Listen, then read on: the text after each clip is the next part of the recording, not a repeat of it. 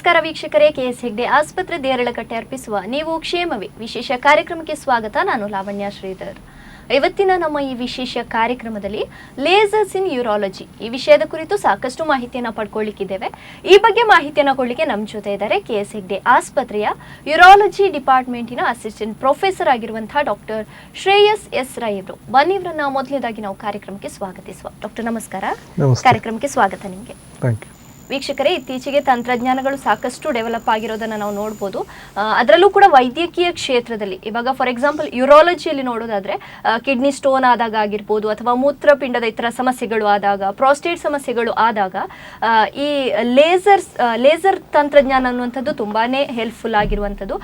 ಕಡಿಮೆ ನೋವು ಅಥವಾ ಕಡಿಮೆ ರಕ್ತಸ್ರಾವ, ಹಾಗೆಯೇ ಬೇಗವಾಗಿ ಚೇತರಿಸಿಕೊಳ್ಳುವಂತಹ ಒಂದು ಪ್ರಯೋಜನವನ್ನ ಈ ಲೇಸರ್ ತಂತ್ರಜ್ಞಾನ ಅನ್ನುವಂಥದ್ದು ನೀಡ್ತಾ ಇರುವಂಥದ್ದು.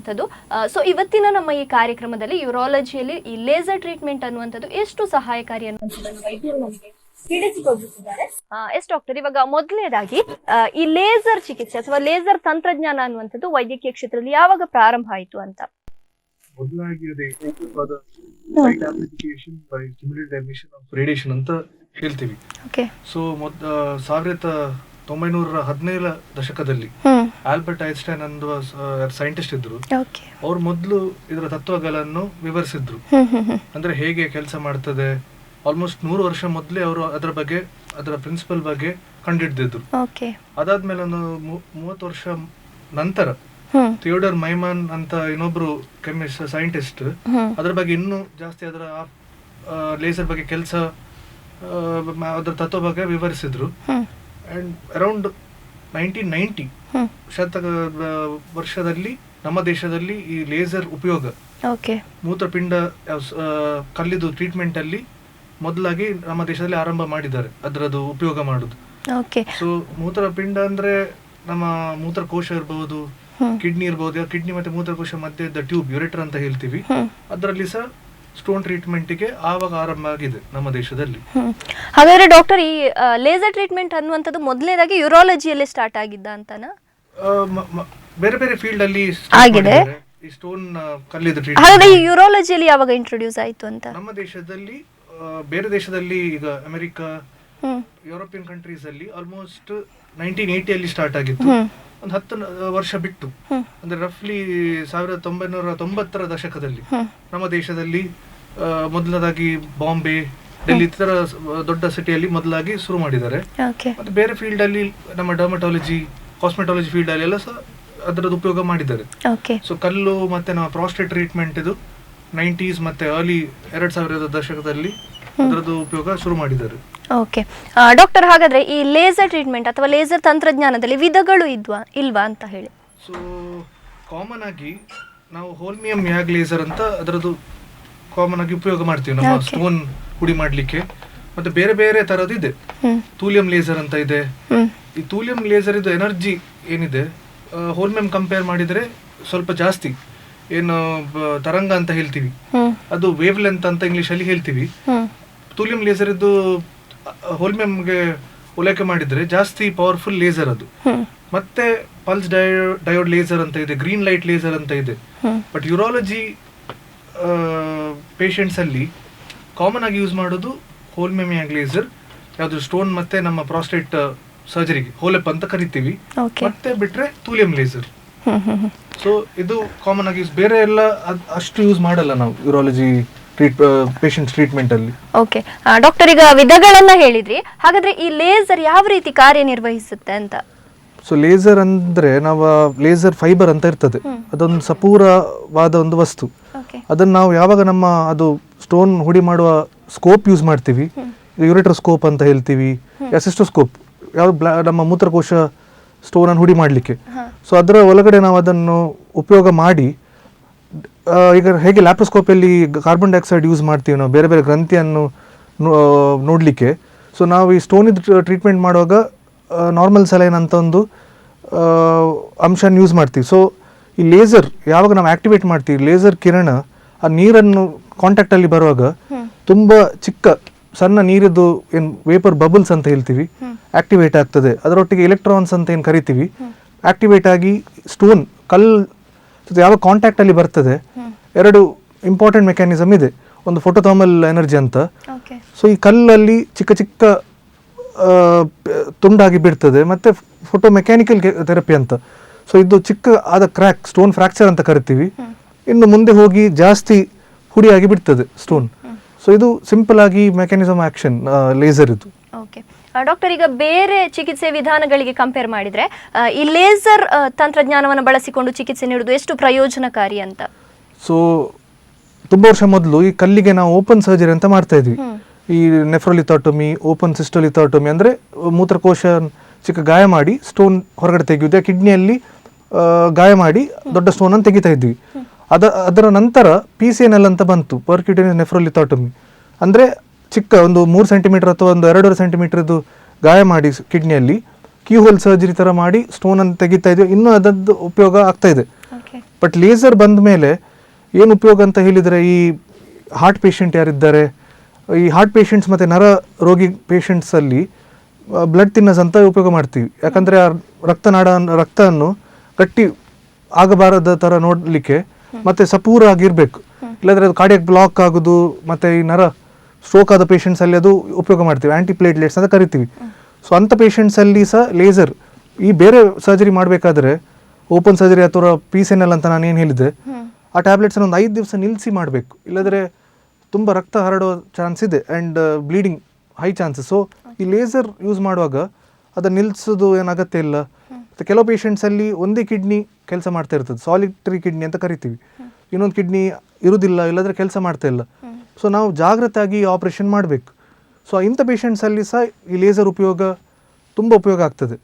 ಅವ್ರಿಗೆ ತುಂಬ ಯಾರು ಪೇಷಂಟ್ ದಪ್ಪ ಇರ್ತಾರೆ ಅಂಥ ಪೇಷಂಟ್ಸಲ್ಲಿ ಐದರ್ ಓಪನ್ ಪ್ರೊಸೀಜರ್ ಯಾ PCNL ಯಾ ಮಿನಿ PCNL ಅಂತ ಏನು ಕರಿತೀವಿ ಮಾಡ್ಲಿಕ್ಕೆ ಕಷ್ಟ ಆಗ್ತದೆ. ಯಾಕಂದರೆ ಕಿಡ್ನಿ ಮತ್ತು ನಮ್ಮ ಸ್ಕಿನ್ ಸರ್ಫೇಸ್ ಏನಿದೆ, ಸ್ಕಿನ್ ಟು ಸರ್ಫೇಸ್ ಡಿಸ್ಟೆನ್ಸ್ ಅಂತ ಹೇಳ್ತೀವಿ, ಅದು ದೂರ ಇರ್ತದೆ. ಸೊ ಇಂಥ ಪೇಷಂಟ್ಸಲ್ಲಿ ಸಹ ಲೇಸರ್ ಯೂಸ್ ಮಾಡಿ ಕಲ್ಲನ್ನು ಕ್ಲಿಯರ್ ಮಾಡಲಿಕ್ಕೆ ತುಂಬ ಸುಲಭ ಆಗ್ತದೆ.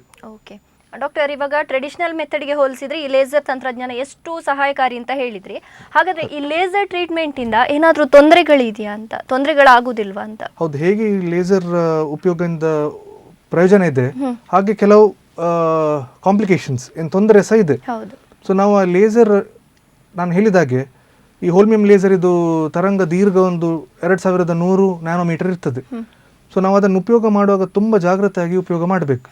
ಸೊ ಈ ಕಿಡ್ನಿ ಮತ್ತು ಮೂತ್ರಕೋಶ ಮಧ್ಯದಲ್ಲಿ ಏನು ಯುರೇಟರ್ ಅಂತ ಟ್ಯೂಬ್ ಇದೆ, ಅದರಲ್ಲಿ ಜಾಗ್ರತೆಯಾಗಿ ನಾವು ಯೂಶಲಿ ಹೋಲ್ಮಿಯಂ ಲೇಸರ್ ಆದಷ್ಟು ಅವಾಯ್ಡ್ ಮಾಡಬೇಕು. ಬಟ್ ಉಪಯೋಗ ಮಾಡೋದಾದರೆ ಸಹ ಆ ಟ್ಯೂಬ್ ಸ್ಟೋನ್ಗೆ ನಾವು ಹುಡಿ ಮಾಡಬೇಕು. ಆ ಕಡೆ ಈ ಕಡೆ ಟ್ಯೂಬಿದ ಮಾಂಸ ಇದೆ, ಮ್ಯೂಕೋಸ್ ಅಂತ ಕರಿತೀವಿ, ಆ ಟ್ಯೂಬನ್ನು ಏನು ಲೈನಿಂಗ್ ಲೇಯರ್ ಇರ್ತದೆ, ಯಾಕಂದರೆ ಅದಕ್ಕೆ ತಾಗಿದರೆ ಬ್ಲೀಡಿಂಗ್ ಆಗೋ ಸಾಧ್ಯತೆ ಇರ್ತದೆ. ಮತ್ತು ಇನ್ನು ಜಾಸ್ತಿ ಡ್ಯಾಮೇಜ್ ಆದರೆ ಸ್ಟ್ರಿಕ್ಚರ್ ಅಂತ ಕರಿತೀವಿ, ಅಂದರೆ ಇದು ಹೈ ಎನರ್ಜಿ ಸೋರ್ಸ್ ಅಲ್ಲ, ಸೊ ಮುಟ್ಟಿದರೆ ಸಪೂರ ಆಗೋದು ಸಾಧ್ಯತೆ ಎಲ್ಲ ಇರ್ತದೆ. ಸೊ ಡ್ಯಾಮೇಜ್ ಆಗಿದ್ದರೆ ಮತ್ತೆ ಕಿಡ್ನಿ ಅಲ್ಲಿ ಬ್ಲಾಕೇಜ್ ಆಗಿ ಏನು ಹೈಡ್ರೋನೆಫ್ರೋಸಿಸ್ ಅಂತ ಕರಿತೀವಿ, ಮುಂದೆ ಹೋಗಿ ಕಿಡ್ನಿ ಡ್ಯಾಮೇಜ್ ಆಗಿ ಕ್ರಿಯಾಟಿನ್ ಲೆವೆಲಲ್ಲಿ ಹೈ ಆಗಿ ರೀನಲ್ ಫೇಲಿಯರ್ ಸ್ಟೇಜಲ್ಲಿ ಹೋಗೋದು ಚಾನ್ಸ್ ಇದೆ. ಆ್ಯಂಡ್ ಇನ್ನೊಂದು ಏನು ಪ್ರಾಬ್ಲಮ್ ಅಂತ ಹೇಳಿದರೆ, ನಾವು ಏನು RRS ಅಂತ ಸರ್ಜರಿ ಮಾಡ್ತೀವಿ, ಪೇಷಂಟನ್ನು ಕರೆಕ್ಟಾಗಿ ಸೆಲೆಕ್ಟ್ ಮಾಡಿ ಆಪ್ರೇಷನ್ ಥಿಯೇಟರಿಗೆ ತಗೊಂಡು ಹೋಗ್ಬೇಕು. ಯಾಕಂದರೆ ಬೇರೆ ಪ್ರೊಸೀಜರಲ್ಲಿ ನಮ್ಮ ಏನು ನಾನು ಹೇಳಿದೆ ನೀರು ಯೂಸ್ ಮಾಡ್ತೀವಿ, ನಾರ್ಮಲ್ ಸಲೈನ್ ಅಂತ, ಅದು ಹೊರಗಡೆ ಬರಲಿಕ್ಕೆ ಜಾಗ ಇರ್ತದೆ. ಸೊ ಈ RRS ಸರ್ಜರಿ ಅವ್ರು ಲೇಸರ್ ಯೂಸ್ ಮಾಡುವಾಗ ಅದೊಂದು ಕ್ಲೋಸ್ಡ್ ಸಿಸ್ಟಮ್ ಥರ ಇರ್ತದೆ. ಸೊ ಈ ನೀರು ಕಿಡ್ನಿದು ಏನು ಅಂಶ ಇರ್ತದೆ, ಪ್ಯಾಪಿಲೆ ಅಂತ ಕರಿತೀವಿ, ತುಂಬ ಟೈಮ್ ಕಾಂಟ್ಯಾಕ್ಟ್ ಬಂದರೆ ಸೆಪ್ಸಿಸ್ ಅಂತ ಏನು ಹೇಳ್ತೀವಿ, ಪೇಷಂಟ್ಗೆ ಜ್ವರ ಬರೋದು ಸಾಧ್ಯ ಇರ್ತದೆ, BP ಡ್ರಾಪ್ ಆಗ್ತದೆ, ಪಲ್ಸ್ ರೇಟ್ ಜಾಸ್ತಿ ಎಲ್ಲ ಆಗಿ ಇನ್ಫೆಕ್ಷನ್ಗೆ ಒಳಗಾಗ್ತದೆ. ಸೊ ಸಿಲೆಕ್ಷನ್ ತುಂಬ ಇಂಪಾರ್ಟೆಂಟ್, ಇಲ್ಲಾಂದರೆ ಕಾಂಪ್ಲಿಕೇಶನ್ಸ್ ನಾವು ಸರಿಯಾಗಿ ಯೂಸ್ ಮಾಡಲಿಲ್ಲದ್ರೆ ಆಗೋದು ಸಾಧ್ಯತೆ ಇದೆ. ಓಕೆ ಡಾಕ್ಟರ್, ನೀವು ಮಾತಾಡ್ತಾ RIRS ಅಂತ ಹೇಳಿದ್ರಿ, ಇದ್ರ ಬಗ್ಗೆ ಸ್ವಲ್ಪ ಡೀಟೇಲ್ ಆಗಿ ಹೇಳೋದಾದ್ರೆ? ಸೊ RRS ಅಂದರೆ ರೆಟ್ರೋಗ್ರೇಡ್ ಇಂಟ್ರಾರೀನಲ್ ಸರ್ಜರಿ ಅಂತ. ಕೆಲವು ಪೇಷಂಟಿಗೆ ಈ ಕಿಡ್ನಿಯಲ್ಲಿ 2-3 ಕಂಪಾರ್ಟ್ಮೆಂಟ್ ಥರ ಇರ್ತದೆ, ಅಂದರೆ ಬೇರೆ ಬೇರೆ ವಿಭಾಗ, ಒಂದು upper calyx, middle calyx, lower calyx ಅಂತ ಹೇಳ್ತೀವಿ. ಇದು ಕಿಡ್ನಿದು 3 ಭಾಗ ಆಗಿರ್ತದೆ. ಸೊ ಕೆಲವರಿಗೆ ಬೇರೆ ಬೇರೆ ಭಾಗದಲ್ಲಿ ಸ್ಟೋನ್ ಇರ್ತದೆ, ಚಿಕ್ಕ ಸ್ಟೋನ್ ಇರ್ತದೆ. ಸೊ ಅದಕ್ಕೆ ನಾವು ಓಪನ್ ಸರ್ಜರಿ ಮಾಡಬೇಕಂತ ಇಲ್ಲ. ನಾನು ಹೇಳಿದಾಗೆ ಓಪನ್ ಸರ್ಜರಿ ಆಲ್ಮೋಸ್ಟ್ ಈಗ ಮಾಡೋದು ತುಂಬ ಕಡಿಮೆ. ಮತ್ತು ಈ PCNL ಅಂತ ಏನಿದೆ ಅದು ಸಹ ಯೂಶ್ವಲಿ ಯಾವಾಗ ದೊಡ್ಡ ಸ್ಟೋನ್ ಇದೆ, ನಾವು ಸ್ಟ್ಯಾಗಾನ್ ಕ್ಯಾಲ್ಕುಲೈ ಅಂತ ಕರಿತೀವಿ, ಯಾವಾಗ ಎಲ್ಲ ಕಿಡ್ನಿದ ವಿಭಾಗದಲ್ಲಿ ಸ್ಟೋನ್ ಇರ್ತದೆ, ಮತ್ತು ಕಿಡ್ನಿದು ಮಧ್ಯದ ಭಾಗ ಇರ್ತದೆ ಪೆಲ್ವಿಸ್ ಅಂತ. ಸೊ ಅದಕ್ಕೆ ಯಾವಾಗ ಆ ಭಾಗದಲ್ಲಿ ಸ್ಟೋನ್ ಇರ್ತದೆ ಈ PCNL ಮಾಡ್ತೀವಿ. ಸೊ ಈ RIRS ಸ್ಕೋಪ್ ಬೇರೆ ಪ್ರೊಸೀಜರ್ ನಾವು ಮಾಡುವಾಗ ಸೆಮಿ ರಿಜಿಡ್ ಸ್ಕೋಪ್ ಅಂತ ಯೂಸ್ ಮಾಡ್ತೀವಿ. ಸೆಮಿ ರಿಜಿಡ್ ಯುರೇಟರ್ ಸ್ಕೋಪ್ ಅಂತ ಹೇಳ್ತೀವಿ. ಅದು ಆ ಟ್ಯೂಬ್ ಯುರೇಟರ್ ಏನಿದೆ ಕಿಡ್ನಿ ಮತ್ತು ಮೂತ್ರಕೋಶದ ಮಧ್ಯದಲ್ಲಿ ಅಲ್ಲಿ ಆಕ್ಸೆಸ್ ಮಾಡ್ಬೋದು, ಮತ್ತು ಕಿಡ್ನಿದ ಮಧ್ಯದ ಭಾಗ ಏನಿದೆ ಅಲ್ಲಿ ನಾವು ಹೋಗ್ಬೋದು. ಬಟ್ ಈ ಕೆಳಗಡೆ ಭಾಗ ಅಲ್ಲಿ ಆ ಸ್ಕೋಪ್ ನಾವು ಅದಲ್ಲಿ ಟರ್ನ್ ಮಾಡಲಿಕ್ಕೆ ಆಗಲ್ಲ. ಸೊ ಅಲ್ಲಿ ಕಲ್ಲಿದ್ರೆ, ಚಿಕ್ಕ ಕಲ್ಲಿದ್ರೆ ಈ RIRS ಏನಿದೆ ಈಗ ವಿಡಿಯೋದಲ್ಲಿ ನೋಡ್ತಾ ಇದ್ವಿ, ಕಿಡ್ನಿದ ಎಲ್ಲ ಭಾಗಕ್ಕೆ ನಾವು ಆ ಸ್ಕೋಪ್ ಬೆಂಡಾಗಿ ನಮ್ಮ ಇನ್ಫೀರಿಯರ್ ಕ್ಯಾಲಿಕ್ಸ್ ಅಂತ ಕರಿತೀವಿ, ಕಿಡ್ನಿದು ಕೆಳಗಡೆದ ಭಾಗ ಮತ್ತು ಮಿಡಲ್ ಕ್ಯಾಲಿಕ್ಸ್. ಸೊ ಎಲ್ಲ ಭಾಗಕ್ಕೆ ಅದು ಫ್ಲೆಕ್ಸಿಬಲ್ ಸ್ಕೋಪ್ ಥರ ಬೆಂಡಾಗಿ ಹೋಗ್ತದೆ. ಮತ್ತು ಅದರ ಥ್ರೂ ನಾವು ಲೇಸರ್ ಫೈಬರನ್ನು ಹಾಕಿ, ಈಗ ನೋಡಿದರೆ ಲೇಸರ್ ಫೈಬರ್ ಆ ಸ್ಕೋಪಲ್ಲಿ ಬರ್ತಾ ಇದೆ. ಆ್ಯಂಡ್ ಸ್ಟೋನ್ ಕಂಡಾಗ ಸ್ಟೋನನ್ನು ಆ ಎನರ್ಜಿ ಯೂಸ್ ಮಾಡಿ, ಏನು ಹೋಲ್ಮಿಯಂ ಲೇಸರ್ ಇದು ಎನರ್ಜಿ ಇದೆ, ವಿಧದ ಬರ್ತದೆ. ಅಲ್ಲಿ 30 ವಾಟ್ಸ್ ಇದು ಬರ್ತದೆ, 60 ವಾಟ್ಸ್ ಇದೆ. ಸೊ ಅದನ್ನು ಉಪಯೋಗ ಮಾಡಿ ನಾವು ಸ್ಟೋನನ್ನು ಹುಡಿ ಮಾಡ್ಬೋದು. ಅಲ್ಲೇ ಹುಡಿ ಮಾಡ್ತೀವಿ. ಆ್ಯಂಡ್ ದೊಡ್ಡ ದೊಡ್ಡ ಪೀಸನ್ನು ಅದರ ಥ್ರೂ ಒಂದು basket, stone basket, flexible stone basket ಅಂತ ಬರ್ತದೆ, ಅದನ್ನು ಹಾಕಿ ಸ್ಟೋನ್ ಬಾಸ್ಕೆಟನ್ನು ನಾವು ರಿಟ್ರೀವ್ ಮಾಡ್ಬೋದು. ಸೊ ಒಂದು ಆಕ್ಸೆಸ್ ಶೀಟ್ ಅಂತ ಮೊದಲು ಹಾಕ್ತೀವಿ, ಅಂದರೆ ಅದರ ಒಳಗಡೆ ಈ ಸ್ಕೋಪನ್ನು ಸೇರಿಸಿ ಕಿಡ್ನಿದು ಬೇರೆ ಬೇರೆ ಮೂಲಗೆ ಹೋಗಿ ಸ್ಟೋನನ್ನು ಹುಡಿ ಮಾಡಿ ಐದರ ದೊಡ್ಡ ದೊಡ್ಡ ಪೀಸನ್ನು ನಾವು ತೆಗಿಬಹುದು. ಇಲ್ಲಾಂದರೆ ಡಸ್ಟಿಂಗ್ ಮೋಡ್ ಅಂತ ಬರ್ತದೆ, ಲೇಸರಲ್ಲಿ ಫ್ರಾಗ್ಮೆಂಟೇಷನ್ ಮೋಡ್ ಅಂತ ಇದೆ, ಅದು ಬಿಟ್ಟರೆ ಡಸ್ಟಿಂಗ್ ಮೋಡ್ ಅಂತ ಇದೆ. ಸೊ ಕಂಪ್ಲೀಟ್ ಪೌಡರ್ ಆಗಿ ಬಿಟ್ಟರೆ ಅದಾದಮೇಲೆ ನಾವೊಂದು ಡಬಲ್ J ಸ್ಟೆಂಟ್ ಅಂತ ಹಾಕ್ತೀವಿ. ಅದು ಒಂದು ಎಂಡ್ ಕಿಡ್ನಿಯಲ್ಲಿ ಇರ್ತದೆ, ಇನ್ನೊಂದು ಭಾಗ ಮೂತ್ರಕೋಶದಲ್ಲಿರ್ತದೆ ಆ ಕಾಯಿಲ್. ಸೊ ಎಲ್ಲ ಪೌಡರ್ ಮತ್ತು ಮೂತ್ರದಲ್ಲಿ ಬಂದುಬಿಡ್ತದೆ. ಸೊ ಇದು ಲೇಸರ್ ಇದು ಬೆನಿಫಿಟ್. ನೀವು ನೋಡಿದಾಗೆ ಆ ವಿಡಿಯೋದಲ್ಲಿ ಈಗ ಸ್ಟೋನನ್ನು ಬಾಸ್ಕೆಟ್ ಹಾಕಿ ನಾವು ಹೊರಗಡೆ ತೆಗಿತಾ ಇದ್ದೀವಿ. ಸೊ ಮಿನಿಮಮ್ ಬ್ಲಡ್ ಲಾಸ್ ಇರ್ತದೆ. ನೆಫ್ರಾನ್ ಅಂತ ಏನು ಕರಿತೀವಿ ನಾವು, ಕಿಡ್ನಿದು ಮೇನ್ ಭಾಗ, ಮೇನ್ ಸೆಲ್ಸ್ ಅದು. ಸೊ ಅದರಲ್ಲಿ ಡ್ಯಾಮೇಜ್ ಏನಾಗಲ್ಲ ಸರಿಯಾಗಿ ಉಪಯೋಗ ಮಾಡಿದರೆ. ಕೀಹೋಲ್ ಸರ್ಜರಿಯಲ್ಲಿ ಆ ಭಾಗದು ಎಲ್ಲಿ ನಾವು ಎಂಟರ್ ಆಗ್ತೀವಿ ಅಲ್ಲಿ ಆ ನೆಫ್ರಾನ್ಸ್ ಕರಿತೀವಿ, ಡ್ಯಾಮೇಜ್ ಡೆಫಿನೆಟ್ಲಿ ಸ್ವಲ್ಪ ತೊಂದರೆ ಇರ್ತದೆ. ಇದರಲ್ಲಿ ಏನು ತೊಂದರೆ ಇರುವುದಿಲ್ಲ. ಸೊ ಇದು ಬೆನಿಫಿಟ್ ಫ್ಲೆಕ್ಸಿಬಲ್ ಸ್ಕೋಪ್ ಬಗ್ಗೆ. ಈಗ ಪೇಷಂಟ್ ಕ್ಯೂರ್ ಆಗುವಂತ ಒಂದು ಟೈಮ್ ಕೂಡ ತುಂಬಾ ಕಡಿಮೆ, ಬೇಗ ಆಗುತ್ತೆ ಅಂತ. ಯೂಶಲಿ ಏನು ಕರೆಕ್ಟಾಗಿ ನಾವು ಪೇಷಂಟನ್ನು ಅದಕ್ಕೆ ಸಿಲೆಕ್ಟ್ ಮಾಡಿದರೆ ರಿಕವರಿ ರೇಟ್ ಫಾಸ್ಟರ್ ಇರ್ತದೆ. ಒಂದು ದಿವಸ ಒಳಗಡೆ ಪೇಷಂಟನ್ನು ನಾವು ಯೂಶಲಿ ಡಿಸ್ಚಾರ್ಜ್ ಮಾಡ್ತೀವಿ. ಸ್ಟೆಂಟನ್ನು ಒಂದು ತಿಂಗಳಾದಮೇಲೆ ವಾಪಸ್ ಎಕ್ಸ್ರೇ ಇಲ್ಲಾಂದ್ರೆ ಅಲ್ಟ್ರಾಸೌಂಡ್ ಮಾಡಿ ಕನ್ಫರ್ಮ್ ಮಾಡಿ ಸ್ಟೋನ್ ಕಂಪ್ಲೀಟ್ ಆಗಿ ಪೂರ್ತಿಯಾಗಿ ಹೋಗಿದೆ ಅಂತ ಹೇಳಿ ಸ್ಟೆಂಟ್ ತೆಗಿಬೋದು. ಯೂರಿನ್ ಟ್ಯೂಬ್ ಒಂದು ದಿವಸ ಇರ್ತದೆ, ಅದಾದಮೇಲೆ ತೆಗೆದು ಒಂದೆರಡು ದಿವಸ ಒಳಗಡೆ ಪೇಷಂಟ್ ಮನೆಗೆ ಹೋಗ್ಬೋದು. ಓಕೆ ಡಾಕ್ಟರ್, ಇನ್ನೊಂದು ಫ್ಲೆಕ್ಸಿ ಸ್ಕೋಪ್ ಬಗ್ಗೆ ಹೇಳಿದ್ರೆ ಇದ್ರ ಬಗ್ಗೆ ಹೇಳೋದಾದ್ರೆ ಅಥವಾ ಇದರ ಯೂಸಸ್ ಏನು ಅಂತ? ಸೊ ನಾನು ಹೇಳಿದಾಗೆ ಈ RIRS ಸರ್ಜರಿ ಏನಿದೆ ಅದಕ್ಕೆ ನಾವು ಈ ಫ್ಲೆಕ್ಸಿಬಲ್ ಸ್ಕೋಪನ್ನು ಯೂಸ್ ಮಾಡ್ತೀವಿ. ಸೊ ರೆಗ್ಯುಲರ್ ಸ್ಕೋಪ್ ಏನು ಯೂಸ್ ಮಾಡ್ತೀವಿ ಅದು ಸೆಮಿ ರಿಜಿಡ್ ಸ್ಕೋಪ್ ಅಂತ ನಾನು ಆಲ್ರೆಡಿ ಹೇಳಿದಾಗ ಅದು ಉಪಯೋಗ ಮಾಡ್ತೀವಿ. ಬಟ್ ಸೆಮಿ ರಿಜಿಡ್ ಸ್ಕೋಪ್ ಪದದಲ್ಲಿ ಇದೆ ಸೆಮಿ ರಿಜಿಡ್. ಸೊ ಅದು ನಾವು ಖಾಲಿ ಕೆಲವು ಭಾಗದಲ್ಲಿ ನೋಡ್ಬೋದು, ಆ ಟ್ಯೂಬನ್ನು ಕರೆಕ್ಟಾಗಿ ವೀಕ್ಷಿಸಬಹುದು. ಇಲ್ಲಾಂದರೆ ಕಿಡ್ನಿ ಒಳಗಡೆ ಕಿಡ್ನಿ ಮಧ್ಯ ಭಾಗ ಏನಿದೆ ಅಲ್ಲಿ ನಮಗೆ ಆಕ್ಸೆಸ್ ಸಿಗ್ತದೆ. ಇಲ್ಲಾಂದರೆ ಸುಪೀರಿಯರ್ ಕ್ಯಾಲಿಕ್ಸ್ ಅಂತ ಏನು ಹೇಳ್ತೀವಿ, ಕಿಡ್ನಿದ ಮೇಲೆ ಭಾಗ, ಅದು ಕೆಲವು ಪೇಷಂಟ್ಸಲ್ಲಿ ಆ ಭಾಗ ತನಕ ಸ್ಕೋಪ್ ಜೊತೆ ಹೋಗ್ಬೋದು, ಏನು ಅದು ನಮ್ಮ ಸ್ಕೋಪ್ ಇದೆ. ಬಟ್ ಈ ಫ್ಲೆಕ್ಸಿಬಲ್ ಸ್ಕೋಪ್ ಪದದಲ್ಲಿ ಇದೆ, ಫ್ಲೆಕ್ಸಿಬಲ್ ಇರ್ತದೆ. ಸೊ ನಮ್ಮದು ಕಿಡ್ನಿದು ಯಾವುದೋ ಪೋರ್ಷನಲ್ಲಿ ಸಹ ಯಾವ ಭಾಗದಲ್ಲಿ ಸಹ ಕಲ್ಲಿದ್ದರೆ ನಾವು ಆ ಜಾಗಕ್ಕೆ ಹೋಗಿ ಸ್ಟೋನನ್ನು ಕಂಡು ಅಲ್ಲಿ ಹುಡಿ ಮಾಡ್ಬೋದು. ಕೆಲವು ಸಲ ಕಿಡ್ನಿದ ಕೆಲ ಭಾಗದಲ್ಲಿದ್ದರೆ ಅದನ್ನು ನಾವು ಈ ಬಾಸ್ಕೆಟನ್ನು ಉಪಯೋಗ ಮಾಡಿ ಆ ವಿಡಿಯೋದಲ್ಲಿ ನೋಡಿದ್ರಲ್ಲ, ಬಾಸ್ಕೆಟ್ ಮಾಡಿ ಫೇವರೇಬಲ್ ಪೊಸಿಷನ್ ಅಂದರೆ ಕಿಡ್ನಿದ ಮಧ್ಯದಲ್ಲಿಟ್ಟು ಇಲ್ಲಾಂದರೆ ಸುಪೀರಿಯರ್ ಕ್ಯಾಲಿಕ್ಸಲ್ಲಿ ಇಟ್ಟು ಈ ಸ್ಕೋಪ್ ಜೊತೆ ನಾವು ಹುಡಿ ಮಾಡ್ತೀವಿ. ಸೊ ಎಲ್ಲಿದ್ದರೆ ಸಹ ಸ್ಟೋನ್ ನಮ್ಮ ಕಿಡ್ನಿಯಲ್ಲಿ ಅಲ್ಲಿ ನಾವು ಇಲ್ಲಾಂದ್ರೆ 3-4 ಚಿಕ್ಕ ಕಲ್ಲಿದೆ ಅದನ್ನು ನಾವು ವೀಕ್ಷಿಸಿ ಅದನ್ನು ಹುಡಿ ಮಾಡ್ಬೋದು. ಸೊ ಅದು ಬೆನಿಫಿಟ್. ಓಕೆ ಡಾಕ್ಟರ್, ಈಗ ಒಂದು ಪೇಷಂಟ್ ಅಥವಾ ಕಿಡ್ನಿ ಸ್ಟೋನ್ ಆಗಿರುವಂಥ ಪೇಷಂಟ್ ನಿಮ್ಮ ಬಳಿಗೆ ಬಂದಾಗ ಆ ಪೇಷಂಟಿಗೆ RIRS ಚಿಕಿತ್ಸೆ ಆಗ್ಬೋದಾ ಅಥವಾ PCNL ಆಗ್ಬೋದಾ ಅಂತ ಹೇಳಿ ನೀವು ಹೇಗೆ ಅದನ್ನು ಡಿಸೈಡ್ ಮಾಡ್ತೀರಿ ಅಂತ?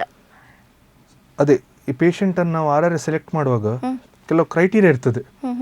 ರಫ್ಲಿ 1.5-2 centimetre stone, ideally 1.5 centimetre stone ಇದ್ದರೆ ಪ್ರತಿ ಪೇಷಂಟ್ಗೆ ನಾವು ಯೂಶಲಿ ವರ್ಕಪ್ ಮಾಡುವಾಗ CT ಅಲ್ಟ್ರಾಸೌಂಡ್ ಆದಮೇಲೆ CT ಸ್ಕ್ಯಾನ್ ಮಾಡಿದರೆ ಅದು ಗೋಲ್ಡ್ ಸ್ಟ್ಯಾಂಡರ್ಡ್. ಸೊ ಅದು ಮಾಡುವಾಗ ನಮಗೆ ಕಲ್ಲಿದ್ದು ಎಕ್ಸಾಕ್ಟ್ ಸೈಜ್ ಹೌನ್ಸ್ಫೀಲ್ಡ್ ಯೂನಿಟ್ ಅಂತ ಹೇಳ್ತೀವಿ, ಎಷ್ಟು ಗಟ್ಟಿ ಇದೆ ಕಲ್ಲು. ಸೊ ಅದನ್ನು ಮಾಹಿತಿ ಪಡ್ಕೊಂಡು ಸಿಲೆಕ್ಟ್ ಮಾಡಿದರೆ ಅದೇ 1.5 ಸೆಂಟಿಮೀಟರ್ ಇದ್ದರೆ ನಾವು RRS ಚಿಕಿತ್ಸೆ ಕೊಡ್ಬೋದು. ಒಂದೆರಡು ಸ್ಟೋನ್ ಇದೆ, ಈ ಲೇಸರನ್ನು ಯೂಸ್ ಮಾಡಿ ಹುಡಿ ಮಾಡ್ಬೋದು. ಇನ್ನೊಂದು ನಾನು ಹೇಳಿದಾಗೆ ಪೇಷಂಟಿಗೆ ಹೃದಯ ಕಾಯಿಲೆ ಇದೆ, ಇಲ್ಲದ್ರೆ ನರದ ಕಾಯಿಲೆ ಇರುವಾಗ ಈ ಮದ್ದನ್ನು ತುಂಬ ದಿವಸ ನಿಲ್ಲಿಸ್ಲಿಕ್ಕೆ ಆಗೋದಿಲ್ಲ, ಯಾವುದು ಈ ಬ್ಲಡ್ ಥಿನ್ನರ್ಸನ್ನು. ಇಂಥ ಪೇಷಂಟಿಗೆ ನಾವು ಸಿಲೆಕ್ಟ್ ಮಾಡಿ RRS ಚಿಕಿತ್ಸೆ ಕೊಡ್ಬೋದು. ಇಲ್ಲದ್ರೆ ಪೇಷಂಟ್ ತುಂಬ ದಪ್ಪ ಇದ್ದಾರೆ, ಪೇಷಂಟ್ಸಲ್ಲಿ ರಿಸ್ಕ್ ಇರ್ತದೆ ಈ ಕೀಹೋಲ್ ಸರ್ಜರಿ ಮಾಡೋ ಪೇಷಂಟಲ್ಲಿ, ನಾವು ಈ RRS ಚಿಕಿತ್ಸೆ ಕೊಟ್ಟು ಪೇಷಂಟನ್ನು ಆದಷ್ಟು ಬೇಗ ಮಿನಿಮಲ್ ಕಾಂಪ್ಲಿಕೇಶನ್ ಜೊತೆ ಮನೆ ಕಲಿಸ್ಬೋದು. ಡಾಕ್ಟರ್, ಈಗ ಲೇಸರ್ ಟ್ರೀಟ್ಮೆಂಟ್ ಆದಮೇಲೆ ಆ ಪೇಷಂಟ್ ಯಾವ ರೀತಿ ಜಾಗೃತಿಯಿಂದ ಇರಬೇಕು? ಅಥವಾ ಇವಾಗ ಕಿಡ್ನಿ ಸ್ಟೋನ್ ಆಗಿದ್ರೆ ಲೇಸರ್ ಟ್ರೀಟ್ಮೆಂಟ್ ಅನ್ನ ಕೊಡ್ತೀರಿ, ಮತ್ತೆ ಕಿಡ್ನಿ ಸ್ಟೋನ್ ಆಗುವ ಚಾನ್ಸಸ್ ಇರುತ್ತಾ ಅಂತ ಹೇಳಿ ಯಾವ ರೀತಿ ಜಾಗೃತಿ ಆಗಿರಬೇಕು? ನೀವು ಕೇಳಿದಾಗೆ ತುಂಬ ಪೇಷಂಟ್ಸ್ ಈ ಪ್ರಶ್ನೆ ಕೇಳ್ತಾರೆ. ಒಂದ್ಸಲ ಆಪರೇಷನ್ ಆದರೆ ವಾಪಸ್ ಸ್ಟೋನ್ ಬರಲ್ಲ, ಬಟ್ ಡಯಟ್ ಏನು ಊಟದ್ದು ಪತ್ತೆ ಇದೆ ತುಂಬ ಮುಖ್ಯ ಅದು. ಯಾಕಂದರೆ ಕೆಲವು ಪೇಷಂಟ್ಸಲ್ಲಿ ರಿಕರೆಂಟ್ ಸ್ಟೋನ್ ಫಾರ್ಮರ್ಸ್ ಅಂತ ಹೇಳ್ತೀವಿ. ಒಂದ್ಸಲ ಕಲ್ಲಿದು ಉಪದ್ರ ಆದರೆ ಅವ್ರಿಗೆ ಸ್ವಲ್ಪ ವರ್ಷದಲ್ಲಿ ಇನ್ನೊಂದ್ಸಲ ಆಗೋ ಚಾನ್ಸ್ ಇದೆ. ಸೊ ಕಾಮನ್ಲಿ ನಾವು ಏನು ಮಾಡ್ತೀವಿ, ಪೇಷಂಟ್ಸನ್ನು ನಾವು ಅಡ್ಮಿಟ್ ಮಾಡುವಾಗ ಕೆಲವು ಅಂಶ ನಾವು ನೋಡ್ತೀವಿ, ಅವ್ರದ್ದು ಕ್ಯಾಲ್ಸಿಯಂ ಲೆವೆಲ್ ಏನಿದೆ. ಯಾಕಂದರೆ ಕೆಲವು ಪೇಷಂಟ್ಸ್ ಕ್ಯಾಲ್ಸಿಯಂ ಸಪ್ಲಿಮೆಂಟ್ಸ್ ತಗೊಳ್ತಾರೆ, uric acid level. So patient ಯಾರಿಗೆ ತುಂಬ ಈ ನಾನ್ ವೆಜ್ಜನ್ನು ಉಪಯೋಗ ಮಾಡ್ತಾರೆ, ಈ ಯಂಗ್ಸ್ಟರ್ಸ್ ಚಿಕ್ಕ ವಯಸ್ಸವರು ಚಾಕ್ಲೇಟ್ ತಿಂತಾರೆ, ಇಲ್ಲಾಂದರೆ ಸಾಫ್ಟ್ ಡ್ರಿಂಕ್ಸನ್ನು ತುಂಬ ಕುಡಿತಾರೆ. ಸೊ ಈ ಸಾಫ್ಟ್ ಡ್ರಿಂಕ್ಸಲ್ಲಿ ಎಸ್ಪೆಷಲಿ ಕೋಲಾ ಐಟಮ್ಸ್ ಈ ಕ್ಯಾಲ್ಸಿಯಂ ಲೆವೆಲನ್ನು ಇನ್ಕ್ರೀಸ್ ಮಾಡಿ ಯೂರಿಕ್ ಆ್ಯಸಿಡ್ ಜಾಸ್ತಿ ಮಾಡಿ ಕಲ್ಲಾಗೋ ಚಾನ್ಸ್ ಇದೆ. ಸೊ ಒಂದ್ಸಲ ಆಪರೇಷನ್ ಆದಮೇಲೆ ಪತ್ತೆ ತುಂಬ ಬಹಳ ಮುಖ್ಯ ಇರ್ತದೆ. ಅದನ್ನು ಪೇಷಂಟ್ಸು ಕರೆಕ್ಟಾಗಿ ನೋಡ್ಕೊಳ್ಬೇಕು. ಊಟದ್ದು ಆಹಾರದ ಪತ್ತೆ ಮತ್ತು ಈ ಜಂಕ್ ಫುಡ್ ಅದರದ್ದು ಉಪಯೋಗ ಎಲ್ಲ ಮಾಡಬಾರ್ದು. ಕೆಲವು ಪೇಷಂಟಲ್ಲಿ 2-3 ಸಲ ಕಲ್ಲಾಗ್ತದೆ, ಆವಾಗ ನಾವು 2ನೇ ಸಲ ಆಗುವಾಗ 3ನೇ ಸಲ ಆಗುವಾಗ ಸ್ಟೋನ್ ಅನಾಲಿಸಿಸ್ ಅಂತ ಹೇಳ್ತೀವಿ. ಆ ಸ್ಟೋನ್ ಇದು ಚಿಕ್ಕ ಅಂಶವನ್ನು ನಾವು ತಗೊಂಡು ಲ್ಯಾಬಿಗೆ ಕಲಿಸ್ತೀವಿ. ಸೊ ಅದರಲ್ಲಿ ನಮ್ಗೆ ಗೊತ್ತಾಗ್ತದೆ ಆ ಸ್ಟೋನಲ್ಲಿ ಕಲ್ಲಾದ ಕಾರಣ ಏನಂತ.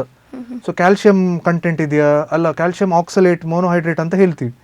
ಸೊ ಅದರ ಪ್ರಕಾರ ನಾವು ಅವ್ರಿಗೆ ಡಯಟ್ ಚಾರ್ಟ್ ಕೊಟ್ಟು ಯೂರಿಕ್ ಆ್ಯಸಿಡ್ ಅಂಶ ಇದೆ ಅವ್ರಿಗೆ ಏನು ಫ್ಯೂಚರಲ್ಲಿ ಆದಷ್ಟು ಕಲ್ಲಾಗದಾಗೆ ನೋಡಲಿಕ್ಕೆ ನಾವು ಡಯಟ್ ಹೇಳಿ ಲೈಫ್ ಸ್ಟೈಲ್ ಮಾಡಿಫಿಕೇಶನ್ ಬಗ್ಗೆ ನಾವು ಮಾಹಿತಿ ಕೊಡ್ತೀವಿ ಪೇಷಂಟ್ಸ್ಗೆ. ಡಾಕ್ಟರ್, ಹಾಗಾದರೆ ಈ ಲೇಸರ್ ಟ್ರೀಟ್ಮೆಂಟ್ ಮಕ್ಕಳಿಗೂ ಕೂಡ ಯೂಸ್ಫುಲ್ ಆಗುತ್ತೆ, ಅವರಿಗೂ ಕೂಡ ಸೇಫಾ ಅಂತ? ಅದೇ ಮಕ್ಕಳಲ್ಲಿ ನಾವು ಆದಷ್ಟು ಈ ಫಸ್ಟ್ ಆಫ್ ಆಲ್ ಮಕ್ಕಳಲ್ಲಿ ಕಲ್ಲಾಗೋದು ತುಂಬ ಕಮ್ಮಿ. ಈ ಚಿಕ್ಕ ವಯಸ್ಸಾದವ್ರಿಗೆ 18 ವರ್ಷ ಅದರಿಂದ ಕೆಳಗಡೆ ಇದ್ದ ಮಕ್ಕಳಿಗೆ ಕಲ್ಲಿದು ಉಪದ್ರ ಅಷ್ಟು ಸುಲಭವಾಗಿ ಬರುವುದಿಲ್ಲ. ಸೊ ಕಲ್ಲು ಆದರೆ ನಾವು ಮೊದಲಾಗಿ ಮೆಟಬಾಲಿಕ್ ಇವ್ಯಾಲ್ಯೂಷನ್ ನಾನು ಏನು ಹೇಳಿದೆ, ಮೂತ್ರದ ಕೆಲವು ಟೆಸ್ಟನ್ನು ಕಲಿಸ್ತೀವಿ, ಮತ್ತು ರಕ್ತದಲ್ಲಿ ಕ್ಯಾಲ್ಸಿಯಂ ಲೆವೆಲ್, ಯೂರಿಕ್ ಆ್ಯಸಿಡ್, ಮತ್ತು ಮೂತ್ರದಲ್ಲಿ 24 ಗಂಟೆದು ಕೆಲವು ಟೆಸ್ಟ್ ಇದೆ. ಅದನ್ನು ನೋಡಿ ನಾವು ಮೊದಲಾಗಿ ನೋಡಬೇಕು ಈ ಯಾವ ಕಾರಣದಾಗಿ ಈ ಕಲ್ಲು ಬಂತು.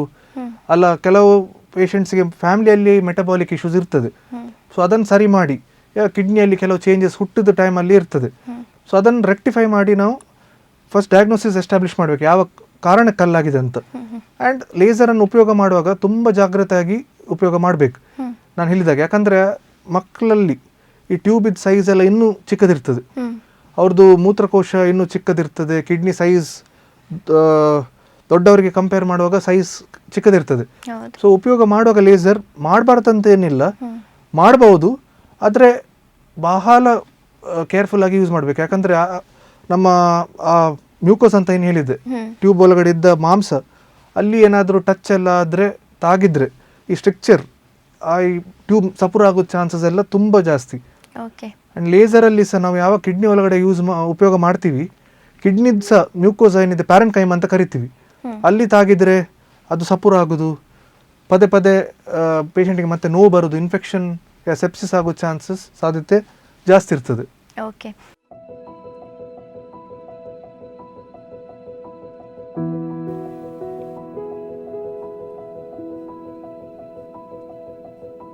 In the moments of uncertainty, we understand the worries that come before surgery.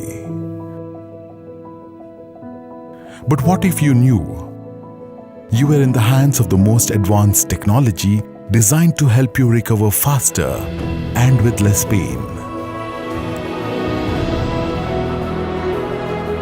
Introducing the Da Vinci Surgical System, a revolutionary robotic technology that offers minimally invasive surgery, delivering precision and control with a 3D magnified view of your body's delicate structures.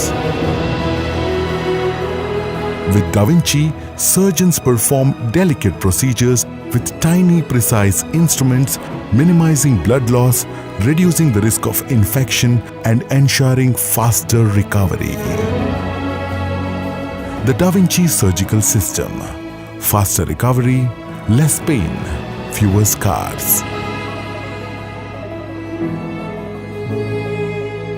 Trust in innovation. Trust in your recovery at Justice K.S. Hegde Charitable Hospital. Doctor, ಈಗ RIRS PCNL ಬಗ್ಗೆ ಮಾತಾಡ್ತಾ ಇದ್ರಿ. RIRS ಬಗ್ಗೆ ಹೇಳಿದ್ರಿ. ಇವಾಗ PCNL ಚಿಕಿತ್ಸೆ ಯಾವಾಗ ಸೂಕ್ತ ಅಂತ? ನಾನು ಹೇಳಿದಾಗೆ ಅದು PCNL ಅಂದರೆ ಒಂದು ಕೀಹೋಲ್ ಸರ್ಜರಿ. ಸೊ ನಾವು ಅದನ್ನು ಯಾವಾಗ ಮಾಡ್ತೀವಿ ಅಂತ ಹೇಳಿದರೆ, ಸ್ಟೋನ್ ಬರ್ಡನ್, ಕಲ್ಲದ ಸೈಜ್ ಯಾವಾಗ ಜಾಸ್ತಿ ಇದೆ, 2 ಸೆಂಟಿಮೀಟರ್ಗಿಂತ ಜಾಸ್ತಿ ಇದ್ದರೆ, ಇಲ್ಲಾಂದರೆ ಕೆಲವು ಪೇಷಂಟಲ್ಲಿ 9 ಸೆಂಟಿಮೀಟರ್ ಕಿಡ್ನಿ ಇದ್ದರೆ ಅದರಲ್ಲಿ ಒಂದು 5 ಸೆಂಟಿಮೀಟರ್ ಸ್ಟೋನ್, 6 ಸೆಂಟಿಮೀಟರ್ ಸ್ಟೋನ್ ಇರ್ತದೆ. ಸ್ಟ್ಯಾಗಾನ್ ಕ್ಯಾಲ್ಕುಲೇಸ್ ಅಂತ ಹೇಳ್ತೀವಿ. ಅಂದರೆ ಇಡೀ ಕಿಡ್ನಿದು ಶೇಪ್ ತಗೊಂಡು ಆ ಕಲ್ಲು ಅಷ್ಟು ದೊಡ್ಡದಿರ್ತದೆ. ಅಂಥ ಪೇಷಂಟ್ಸಲ್ಲಿ ಈ ಕೀಹೋಲ್ ಸರ್ಜರಿ ಮಾಡೋದು ಸೂಕ್ತ. ಯಾಕಂದರೆ RIRS ಮಾಡಿದ್ರೆ ಟೈಮ್ ಜಾಸ್ತಿ ಆಗ್ತದೆ. ಇಲ್ಲದ್ರೆ 2-3 ಸೆಟ್ಟಿಂಗಲ್ಲಿ ಮಾಡಬೇಕು.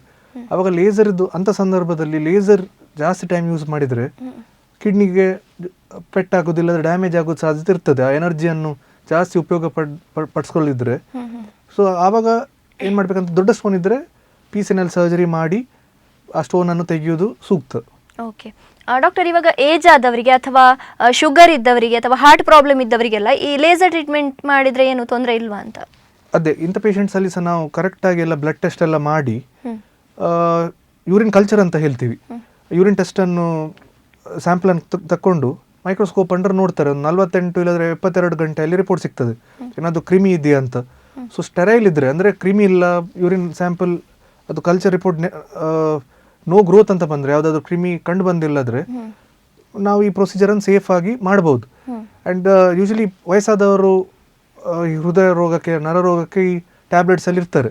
ಸೊ ಇಂಥ ಪೇಷಂಟ್ಸಲ್ಲಿ ಸರಿಯಾದ ಸ್ಟೋನ್ ಏನು ಸೈಜನ್ನು ನೋಡಿ, ನಾನು ಹೇಳಿದಾಗೆ 1.5 ಸೆಂಟಿಮೀಟರ್ 2 ಸೆಂಟಿಮೀಟರ್ ಒಳಗಡೆ ಇದ್ದರೆ ಈ RIRS ಚಿಕಿತ್ಸೆಯನ್ನು ಪ್ರಯೋಜನ ಆಗ್ತದೆ ಇಂಥ ಪೇಷಂಟ್ಸಲ್ಲಿ. ಯಾಕಂದರೆ ಏನು ತೂತು ಮಾಡಬೇಕಂತ ಇಲ್ಲ, ಗಾಯ ಮಾಡಬೇಕಂತ ಇಲ್ಲ, ರಿಕವರಿ ಟೈಮ್ ಫಾಸ್ಟ್, ಬೇಗ ಆಗಿ 2-3 ದಿವಸ ಒಳಗಡೆ ಪೇಷಂಟನ್ನು ಮನೆ ಕಳಿಸ್ಬೋದು. ಬಟ್ ಸರಿಯಾಗಿ ಯೂರಿನ್ ಕಲ್ಚರ್ ಎಲ್ಲ ಮಾಡಿ ಆಪರೇಷನ್ ಥಿಯೇಟರ್ ತಗೊಂಡು ಹೋದರೆ ಸೆಪ್ಸಿಸ್ ಅಂತ ಈ ಕಾಂಪ್ಲಿಕೇಶನ್, ಯಾವಾಗ BP ಡ್ರಾಪ್ ಆಗೋದು, ಇನ್ಫೆಕ್ಷನ್ ರೇಟ್ಸ್ ಎಲ್ಲ ನಾವು ಕಂಟ್ರೋಲಲ್ಲಿ ಇಡಬಹುದು.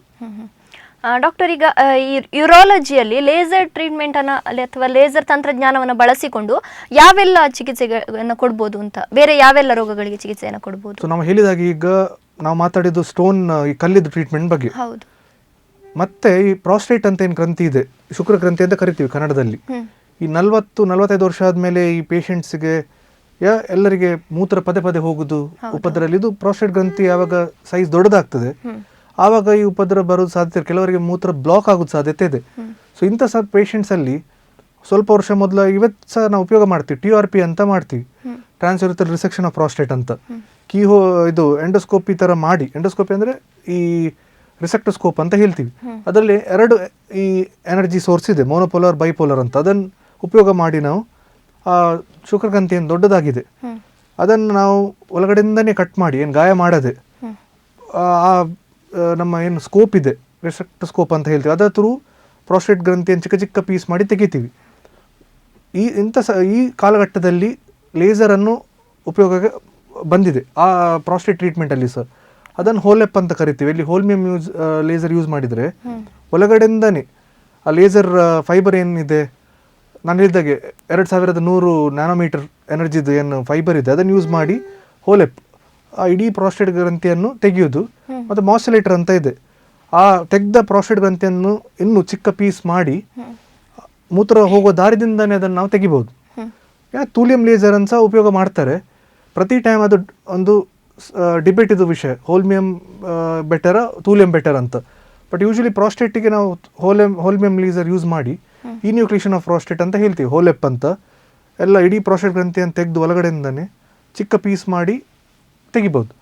ಮತ್ತು ಕೆಲವು ಈ ಟ್ಯೂಮರ್ಸ್ ಏನಿದೆ ನಮ್ಮ ಮೂತ್ರಕೋಶದಲ್ಲಿ, ಟ್ಯೂಬ್ ಗಡ್ಡೆ ಇದ್ದರೆ, ಇಲ್ಲದ್ರೆ ಟ್ಯೂಬಲ್ಲಿ ಗಡ್ಡೆ ಇದ್ದರೆ, ಆ ಕಿಡ್ನಿದ ಕೆಲವು ಭಾಗದಲ್ಲಿ ಗಡ್ಡೆ ಇದ್ದರೆ, ಆ ಫ್ಲೆಕ್ಸಿಬಲ್ ಸ್ಕೋಪ್ ಅಥವಾ ಸೆಮಿ ರಿಜಿಡ್ ಸ್ಕೋಪ್ ಒಳಗಡೆಯಲ್ಲಿ ಒಂದು ಜಾಗ ಇರ್ತದೆ, ಅದರಲ್ಲಿ ಲೇಸರ್ ಫೈಬರ್ನ ಹಾಕಿ ಈ ಗಡ್ಡೆಯನ್ನು ಕ್ಲಿಯರ್ ಮಾಡ್ಬೋದು.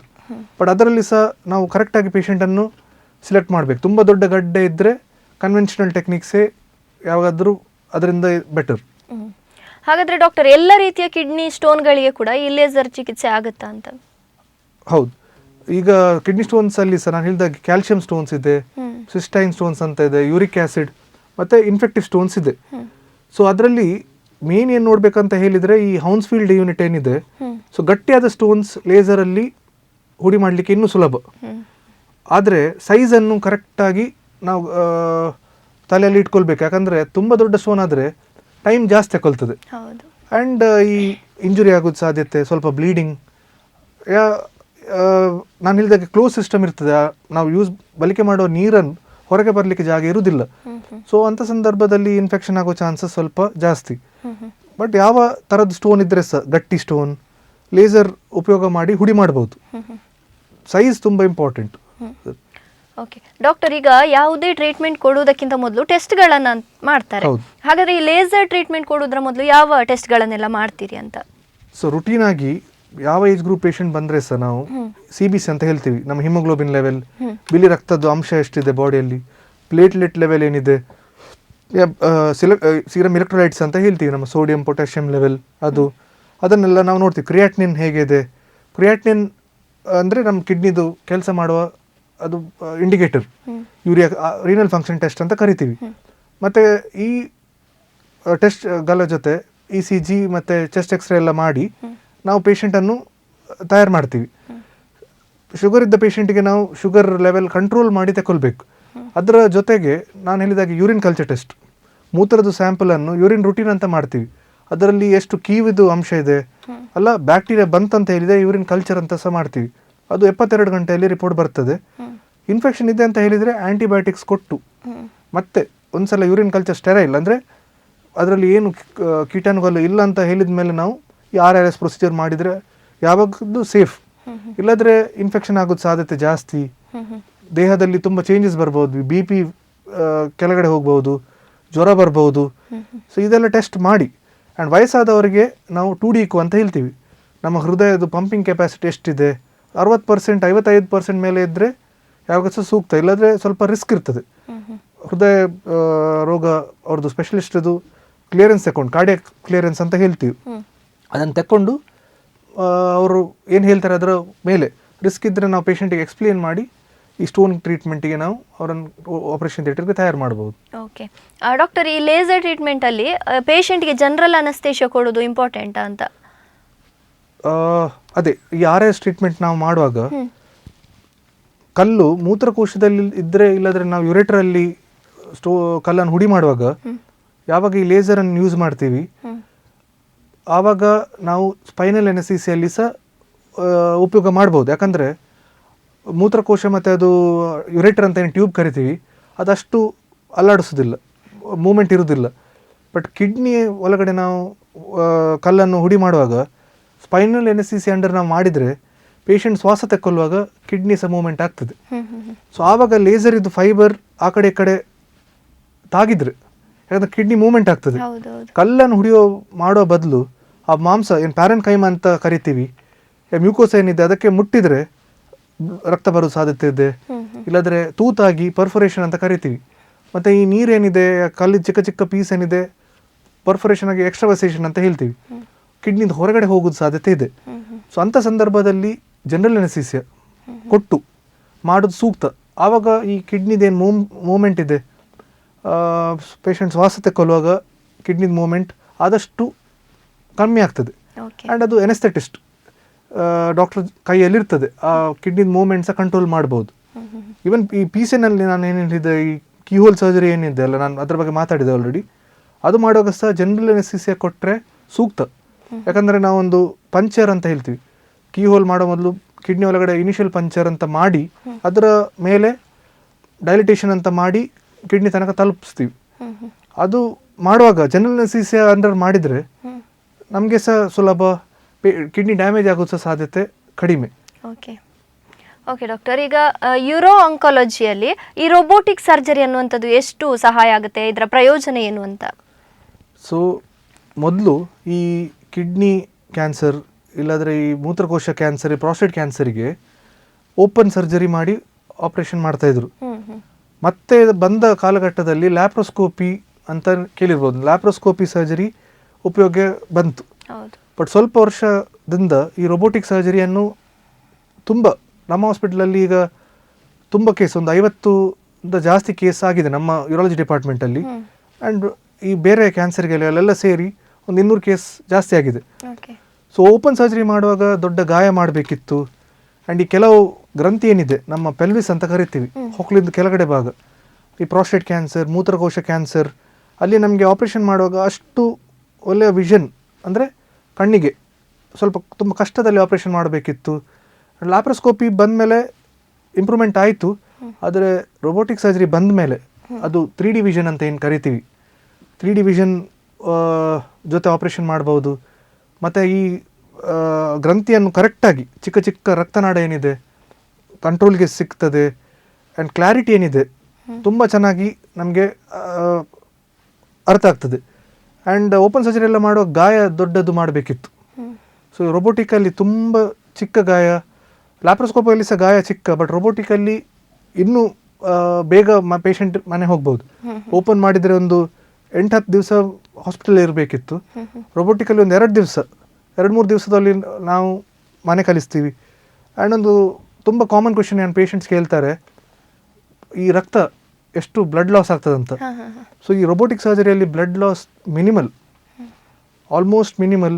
ಸೊ ರಕ್ತದ್ದು ಏನು ಬ್ಲಡ್ ಟ್ರಾನ್ಸ್ಫ್ಯೂಷನ್ ಅಂತ ಹೇಳ್ತೀವಿ, ಅದರದ್ದು ಯೂಶಲಿ ಉಪಯೋಗ ಬರೋದಿಲ್ಲ. ಸೊ ಗಾಯದು ಪೇಷಂಟಿಗೆ ನೋವು ಕಮ್ಮಿ, recovery rate faster. Even operating ಸರ್ಜನ್ಗೆ ಆ ವ್ಯೂ ಏನಿದೆ, ಎಸ್ಪೆಷಲಿ ಪ್ರಾಸ್ಟೇಟ್ ಕ್ಯಾನ್ಸರ್ ಮತ್ತು ಮೂತ್ರಕೋಶ ಕ್ಯಾನ್ಸರಲ್ಲಿ ಕ್ಲಾರಿಟಿ ಸಿಗ್ತದೆ, ಆಸ್ಪಾಸಿದು ಗ್ರಂಥಿ ಕರೆಕ್ಟಾಗಿ ಕಂಡು ಬರ್ತದೆ. ಆಪರೇಷನ್ ಮಾಡಲಿಕ್ಕೆ ಸಹ ಸುಲಭ. ಆ್ಯಂಡ್ ಪೇಷಂಟಿಗೆ ಸಹ ರಿಕವರಿ ಮತ್ತು ರಿಸಲ್ಟ್ ತುಂಬ ಬೇಗ ಆಗಿ ನಮಗೆ ಕಂಡು ಬರ್ತದೆ. ಆ್ಯಂಡ್ ಈ ಓಪನ್ ಸರ್ಜರಿ ಮಾಡುವಾಗ ಪ್ರಾಸ್ಟೇಟಿಗೆ ಸ್ವಲ್ಪ ಈ ಯೂರಿನ್ ಕಂಟ್ರೋಲ್ ಇಲ್ಲದೆ ಇನ್ಕಾಂಟಿನೆನ್ಸ್ ಅಂತ ಹೇಳ್ತೀವಿ, ಅದು ಆಗೋದು ಸಾಧ್ಯತೆ ಇರುತ್ತೆ. ಯಾಕಂದರೆ ಸರ್ಜನ್ಗೆ ಕರೆಕ್ಟಾಗಿ ಕಾಣಲ್ಲ. ಆ್ಯಂಡ್ ಕೆಲವು ಅಂಶ ಡ್ಯಾಮೇಜ್ ಆಗೋದು, ಈ ನರ ಎಲ್ಲ ಡ್ಯಾಮೇಜ್ ಆಗೋದು ಸಾಧ್ಯತೆ ಇರ್ತಾಯಿತ್ತು. ಬಟ್ ರೋಬೋಟಿಕ್ ಮಾಡುವಾಗ ಎಲ್ಲ ಕ್ಲಾರಿಟಿಯಾಗಿ 3D ವಿಷನಲ್ಲಿ ಕಂಡು ಬರ್ತದೆ. ಸೊ ಬ್ಲಡ್ ಲಾಸ್ ಕಡಿಮೆ. ಆ್ಯಂಡ್ ಈ ನರ ಅಗಲು ಏನು ನಾವು ವ್ಯಾಸ್ಕ್ಯುಲರ್ ಬಂಡಲ್ ಅಂತ ಕರಿತೀವಿ, ನ್ಯೂರೋವ್ಯಾಸ್ಕ್ಯುಲರ್ ಬಂಡಲ್, ಅದು ಪೆಟ್ಟು ಬೀಳೋದು ಅದಕ್ಕೆ ಚಾನ್ಸಸ್ ತುಂಬ ಕಡಿಮೆ.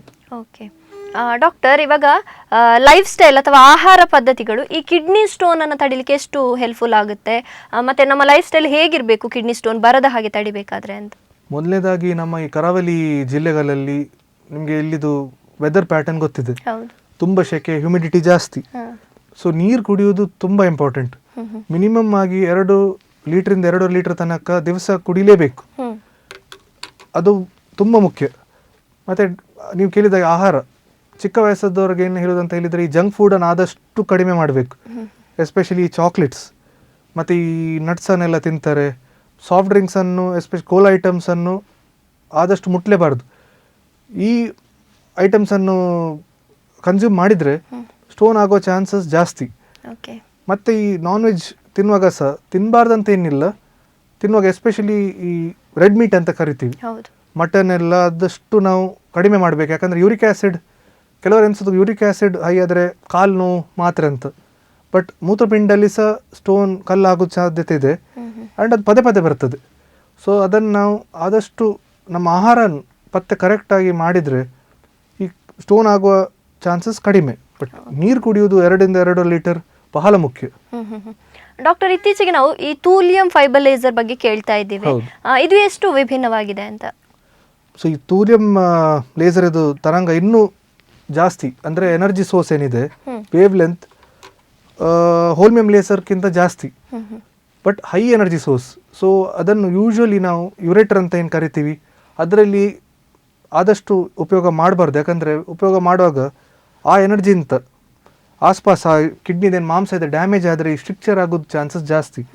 ಸೊ ಕಿಡ್ನಿ ಒಳಗಡೆ ಅದು ಸಹ ನಾನು ಹೇಳಿದಾಗ ಒಂದು ಡಿಬೇಟ್ ಇದ್ದ ವಿಷಯ. ಕೆಲವರು ಹೇಳ್ತಾರೆ ಉಪಯೋಗನೇ ಮಾಡಬಾರ್ದಂತ. ಬಟ್ ಈ ಕಲ್ಲೇನಿದೆ ಗಟ್ಟಿ ಕಲ್ಲು ಅದನ್ನು ಹುಡಿ ಮಾಡಲಿಕ್ಕೆ ಈ ತುಲಿಯಂ ಲೇಸರ್ ಯೂಸ್ ಮಾಡಿದರೆ ಅದರಲ್ಲಿ 30 ವಾಟ್ ಬರ್ತದೆ, 60 ವಾಟ್ಸ್ ಇದು ಬರ್ತದೆ, ಇನ್ನೂ ಜಾಸ್ತಿ ಎನರ್ಜಿದು ಬರ್ತದೆ. ಸೊ ಅದು ಯೂಸ್ ಮಾಡುವಾಗ ಉಪಯೋಗ ಮಾಡುವಾಗ ಕಲ್ಲು ಬೇಗ ಆಗಿ ಹುಡಿ ಮಾಡ್ತದೆ.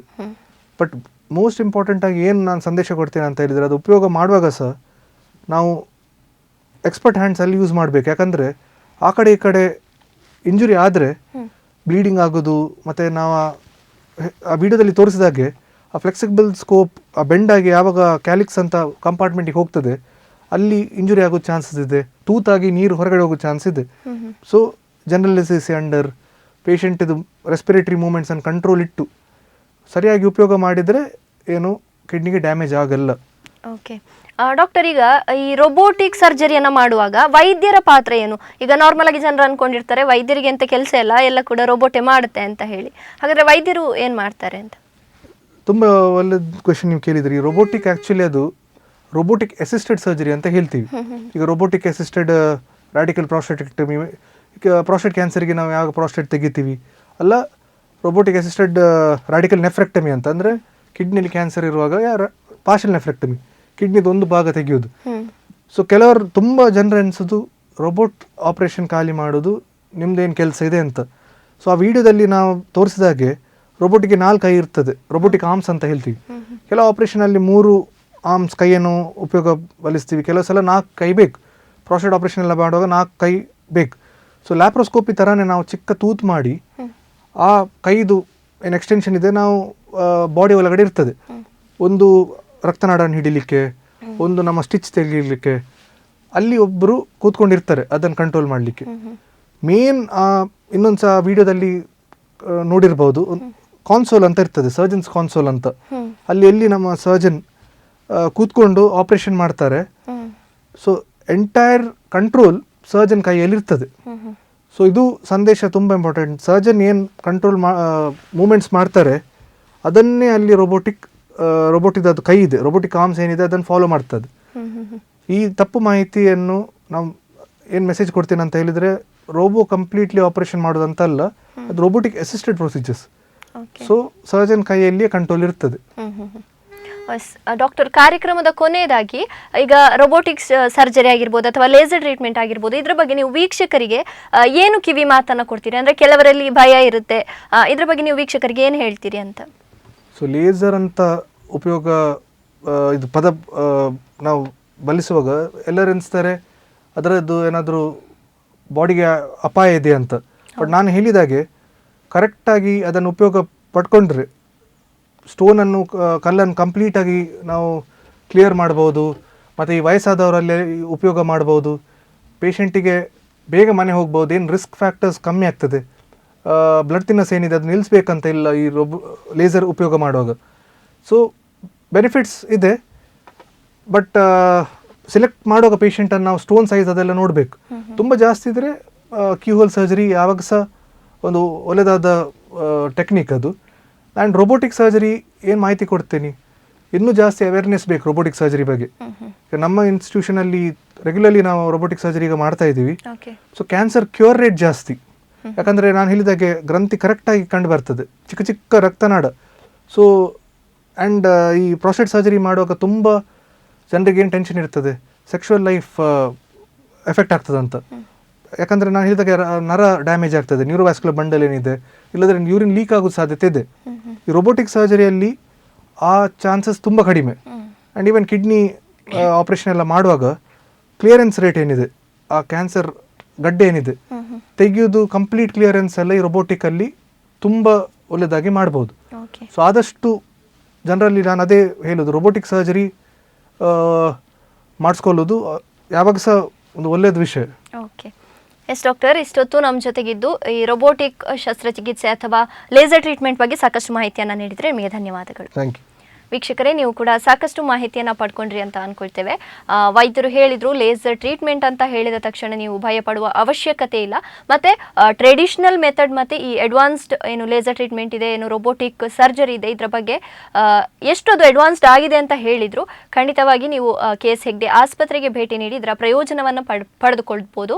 ಮುಂದಿನ ವಾರ ಇನ್ನೊಂದು ವಿಚಾರದ ಜೊತೆ ನಾವು ಬರ್ತೀವಿ. ಇದಾಗಿತ್ತು ಈ ಹೊತ್ತಿನ ವಿಶೇಷ. ನಿರಂತರ ಸುದ್ದಿ ಹಾಗೂ ಮನರಂಜನೆಗಾಗಿ ನೋಡ್ತಾ ಇರಿ ದೈಜಿವಲ್ 24x7.